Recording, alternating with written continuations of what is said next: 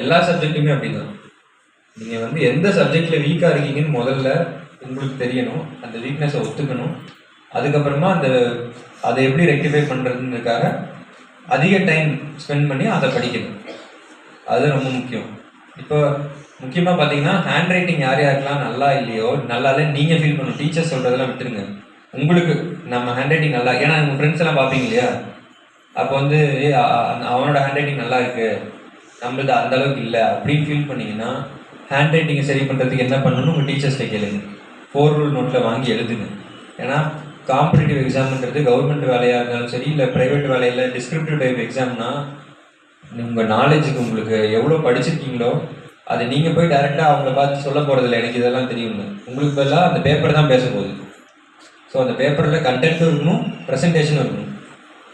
நீங்கள் எவ்வளோ அழகாக அதை எழுதியிருக்கீங்க உங்களுக்கே தெரியும் இல்லையா.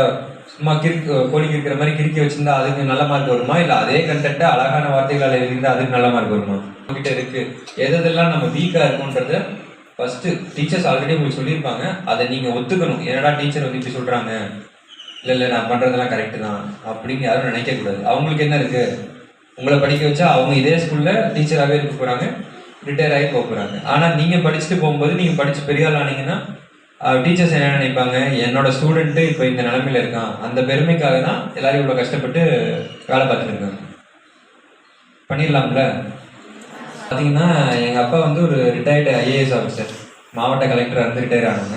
ஸோ எங்கள் அப்பா தான் என்னோடய ரோல் மாடல். இதில் நான் வந்து எங்கள் அப்பா கவர்மெண்ட் வேலையில் கலெக்டர் வேலைலாம் பார்க்கும்போது கூடியே இருந்து பார்த்துருக்கேன்.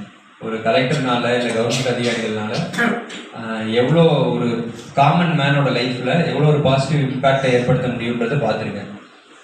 அதனால் நானும் வந்து ஒரு கவர்மெண்ட் அதிகாரி ஆகணும், இந்த கவர்மெண்ட் சர்வீஸ்குள்ளே சேரணுன்றது என்னோட சின்ன வயசுலேயே என்னோடய கோலாக இருந்துச்சு.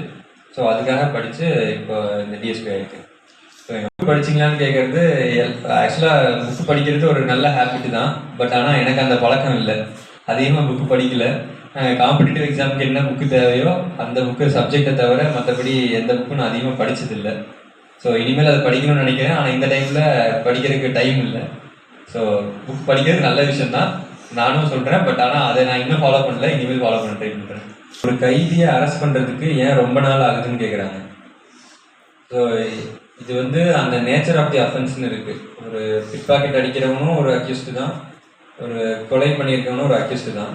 அந்த நேச்சர் ஆஃப் தி அஃபென்ஸுக்கு தகுந்த மாதிரி ப்ளஸ் அவன் வந்து ஆப்கானியில் இருக்கலாம், எங்கே இருக்காங்கன்னு பார்த்து போலீஸ்னால் முடிஞ்ச வரைக்கும் சட்டத்துக்கு உட்பட்டு எவ்வளோ சீக்கிரம் எல்லாரையும் கைது பண்ணுறமோ அவ்வளோ சீக்கிரம் கைது பண்ணிக்கிட்டு தான் இருக்கும்.